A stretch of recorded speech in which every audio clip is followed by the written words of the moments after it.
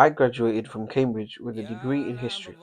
My focus was on Roman, Persian, economic history, a bit of Seerah, as well as the early Islamic history, particularly the conquests. I still remember in sixth form, I was saying to my history teacher that I want to go ahead and study in Cambridge, but I also want to study at an Islamic university at the same time. He actually laughed at me, and it's not because he didn't believe in me. Rather, he was probably the greatest influence on my intellectual growth as a youth. He himself went to Cambridge, and he knew the intensity and the arduous nature of the studying there. And in a sense, he was right to laugh at me. At Cambridge, I learned very quickly how important focus blocks was. There was no way that I could cram the work that I had to do in 1 week. I was expected to read around 500 pages weekly and also finish off an essay with about 2,000 words. You have to be a sort of superhuman if you were to be able to do that in 1 day or cram it into a few hours of work. I had to build a routine. I would usually wake up at 5 or 6 o'clock, pray Fajr, then straight away head to a cafe or a library. I personally prefer cafes. I love my coffee, and it helps me kind of feel invested in the work that I have to do. From about 7 o'clock all the way till Dhuhr time, which is about 6 to 8 hours, I would just do completely focused work. I wouldn't look at my phone. The maximum I'd do is have a few sips of coffee, and I'd get a big chunk of work done. After lunch, I would have a short break, maybe for a few hours until about 4 o'clock. I did so because that was when I would normally get tired, my energy would dip. Then from about 4 o'clock to 7 or 8 o'clock, that would be my final 3 hours of work for the day. That sounds crazy. It was exhausting. It's very, very long hours. It's about 10 to 12 hours a day. It may have been a skill issue.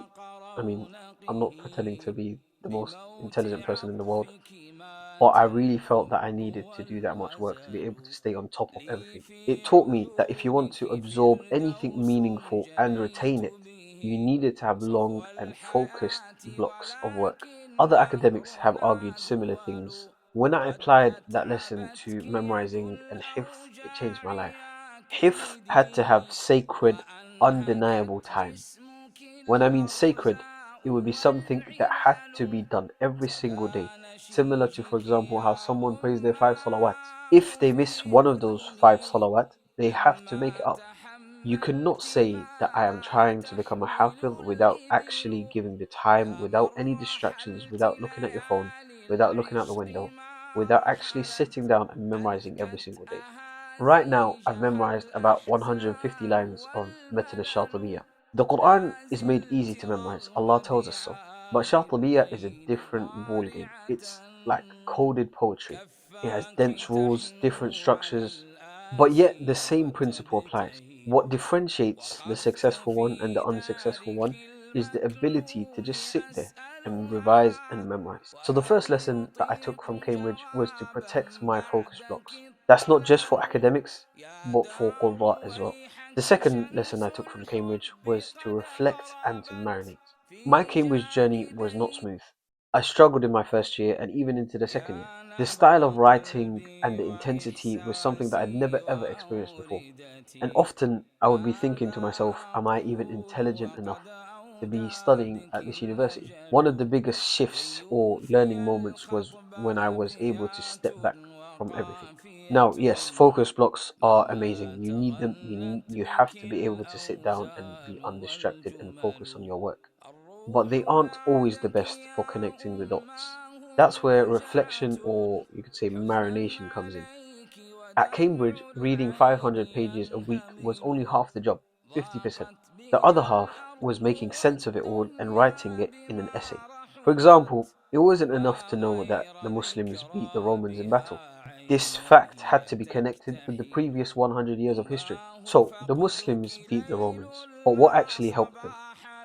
Of course, Allah helped them, we understand that as Muslims, but we also know the context of what happened before the Prophet ﷺ was born.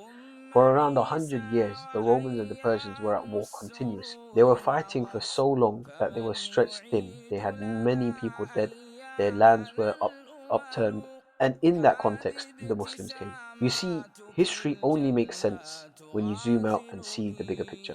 I got this lesson from a professor of mine. She was giving me advice and trying to make things easier for me in my first year. She noticed I was struggling to keep up with the other people in my year. And she probably realized that I was struggling with a bit of confidence as well. And she actually told me it's not the intelligence that is the problem. You're very intelligent. Rather, she said, it's the training. You see, I didn't go to private schools, nor the typical schools that send many students to Cambridge every single year. I was actually the only boy from my school to actually go to Cambridge. My professor understood that struggle. Coming from Europe, she was Dutch. She had to adapt to the British academic system and style. Her advice was simple: step back. She wanted me to let the information breathe. She wanted me to go for a walk and not study. She wanted me to go play football, do something else, and then come back with fresh eyes. Why? You can only see the holes in a brick house when you're outside of the house. When you're inside, the plaster, the walls, the wallpaper, they cover the holes. That advice completely accelerated my learning. And for the Quran, it's absolutely profound. You need your focus blocks, but you also need what academics call diffuse learning. When you're slightly tired, your brain makes bigger connections. In fact, just before you sleep, your memory is being reorganized in your brain and also throughout your sleep. So after a long memorization session, come back later in the day, not fully energized, but relaxed, and simply gaze at the page. Maybe you could listen to a Qari reciting it at the same time. Soon, you'll notice that patterns start to reveal themselves. These patterns, you would never have been able to see them before because you were too close to the material, it was too fresh. I'll give you a good example.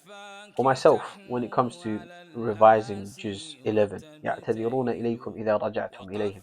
Those first two pages, they have what at first glance seems to be many wallahu wallahu wallahu wa anna Allah, and it can be confusing. When you first memorize it, it would probably be so. But when you step back, come back with a bit more, of a less intense gaze, you start to realize a pattern. The first wallahu is wallahu alimun hakim. The second is wallahu sami'un alim. And then the third is inna Allah ghafurur rahim. That's the first page. The second page begins with inna Allah ghafurur rahim, then wallahu sami'un alim, and then wa anna Allah huwa at-tawwabur rahim, and then finally ends with wallahu alimun hakim. Notice here that it sort of goes from front to end and then from end to front again. That pattern you'd never ever had been able to see it had you not been able to step back. Your memorization will only get stronger when you review it more and more, but particularly when you review it in a state where your brain can make bigger connections. And that often happens when you're more tired and you need to relax. So, lesson two: step back, let the knowledge marinate, and let the connections deepen.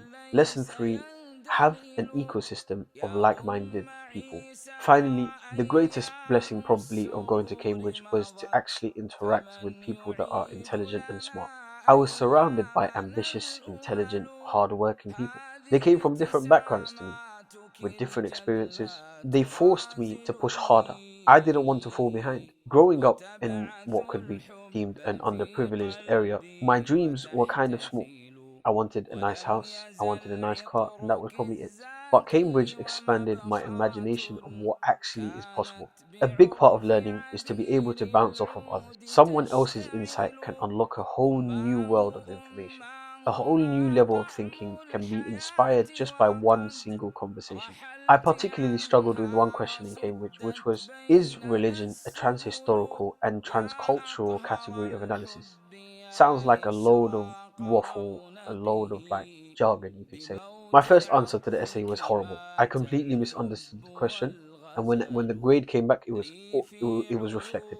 I then reflected, but crucially, I discussed my ideas. In my first year, a lot of the time, I tried to go it alone, but I very quickly realized how difficult that was. My friend, he studied theology, but he was actually a medicine student. There's some, I forget the word for it. Maybe someone can put it in the comments. Where you have a through in your third year, you study something.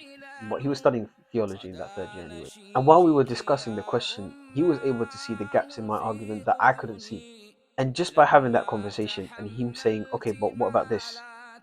I was like, okay, wow, I didn't think about that. The fact of the matter is that you get a greater ability to reflect and marinate when you put the load on someone else.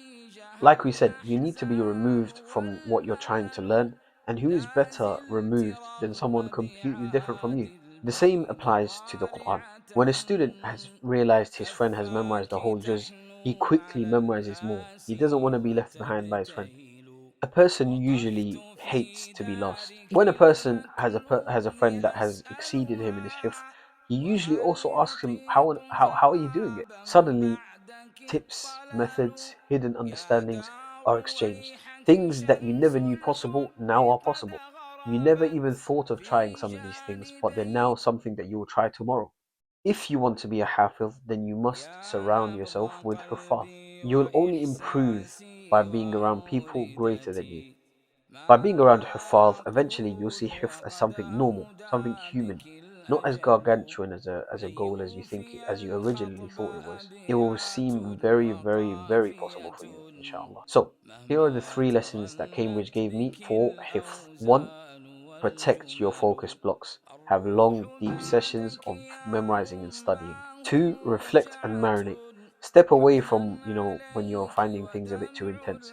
Come back a bit later on in the day when you're maybe a bit more tired and exhausted, and just have a more relaxed kind of reflection on what you've memorized. Maybe you look at the translation of what you've memorized as well. The third, have an ecosystem of good people. This is a prophetic wisdom as well as just a what you could say, um, an evidence of logic. If you apply these three things, whether you're memorizing the Quran, studying, or even working, or chasing any big goal, you'll see transformation, inshallah.